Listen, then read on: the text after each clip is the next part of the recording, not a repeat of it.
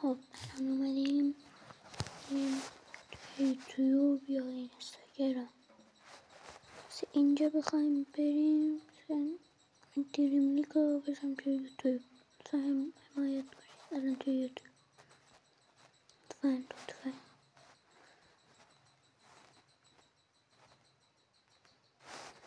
اگر که نمیاره بچه دقت کنید، توی فروشگاه بازی دریم لیگ نمیاد. الکی اینترنت خودتون رو خرج ندید.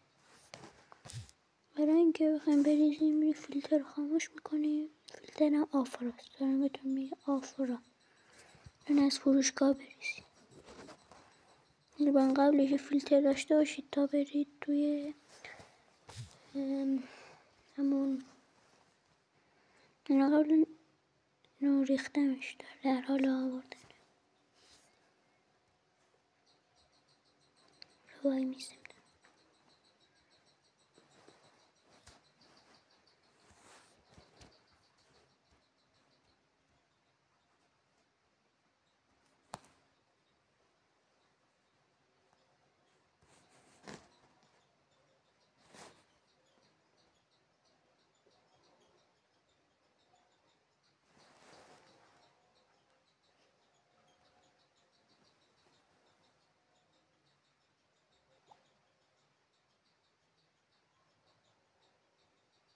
من که نوشته واسه به روز رسانی باید بیام.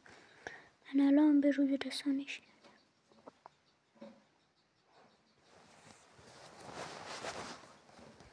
فکر کنم 2025 اومده. مثلا بهتر شده، مثلا رول جیز، مثلا کیفیت بازیش شاید بهتر شده. در حال نصب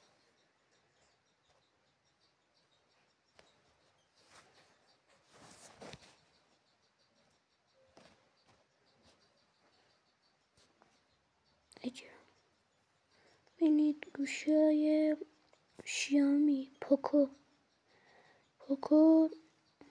قابلیت رو داره که برنامه ها رو میتونه ویروس یابی کنه، بازی تقلبی نباشه، برنامه تقلبی.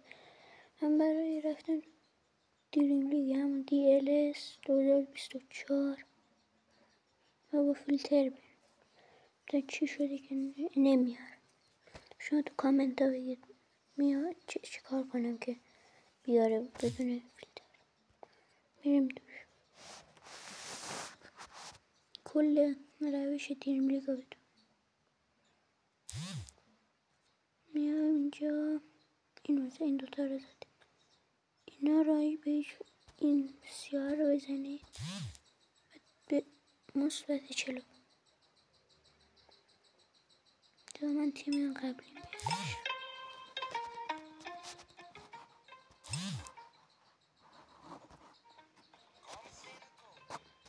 که قبلا ساختم. اینا رو ژیرو، لیونل مسی، کریستیانو رونالدو، محمد صلاح، تونی کروس، مودریچ، وینیسیوس.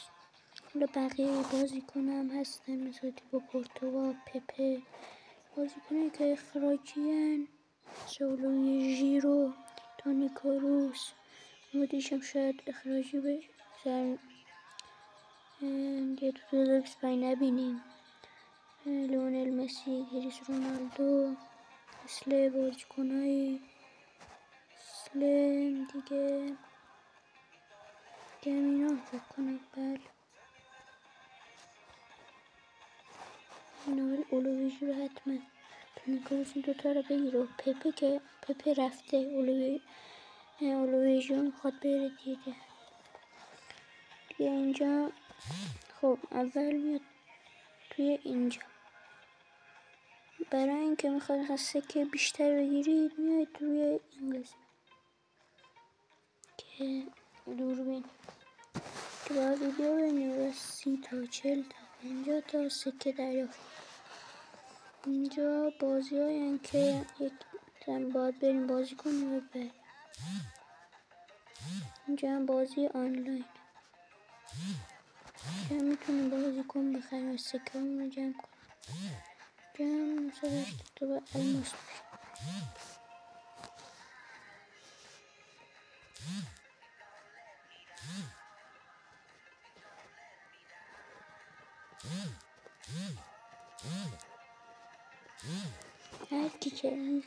هر کی که لایک کنه این زیر مثلا بنویسه دیروز و لایک بیشتری از همه بخوره، این اکانت تعلق میگیره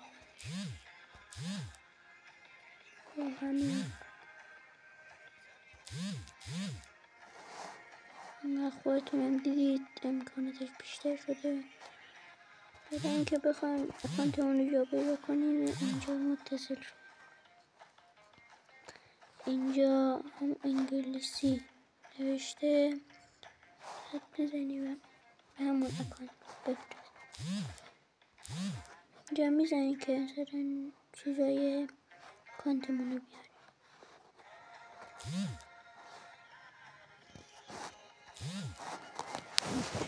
دیگه همه چیزی یاد گرفت. دیگه باز تمرینی اینجا این ورزشگاه هم میخوام برم تمرین تمرین کنم. یه میدین بازی تمرینی بود که بهتون گفتم باز تمرین.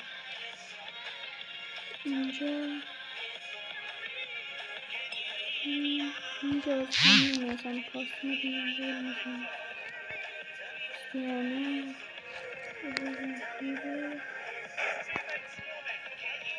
مثلا تمرینی پس نمیده زبان هست میتونه کنترل کنیم. حالا ضربه ایستگاه در چه نکته بگم، هالند ضربه ایستگاهیش خیلی عالیه. حالا هالند نیستش ولی مسی هست، رونالدو هست، جای والورده هم خوبه، تونی کروس هم.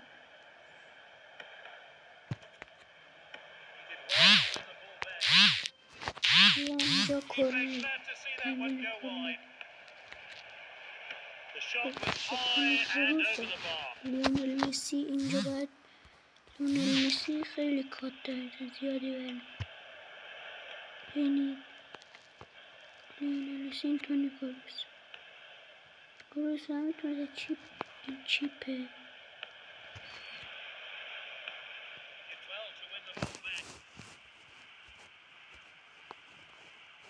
الان توی اینجا پنالتی الفنداک